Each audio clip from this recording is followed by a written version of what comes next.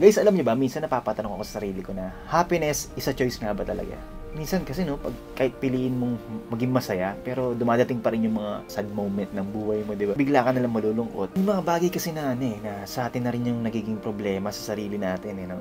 For example, nakatanggap ka ng regalo, no? So pipiliin mo pang mag-expect pa ng mas higher. So ending, pinili mong maging hindi masaya. For example, meron kang 200, makakain ka sa gusto mong kumakainan, matapsilag man yan, or mga pares mami, no? Okay na yun. Marami nga dyang naghahangad ng mga kain ng ganun, no? So simpleng ganun, nakain mo yung gusto mong kainin na masarap, napuntahan mo yung lugar na gusto mong puntahan, na-relax ka, masaya ka na nun, di ba?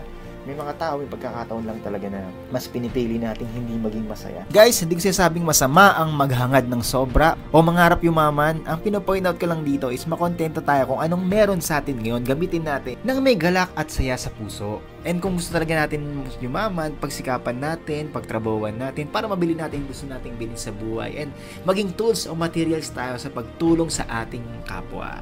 Learn to appreciate. Appreciate natin yung mga maliliit na bagay. Doon pa lang magiging masaya tayo pag na-appreciate natin isang bagay, na-appreciate natin kapwa natin yung nagawa para sa atin. So yun lang guys, remember, may kilang buhay. Gawin natin makabuluhan ang pag-stay natin sa mundo. At gawin natin kung ano man yung purpose natin sa buhay.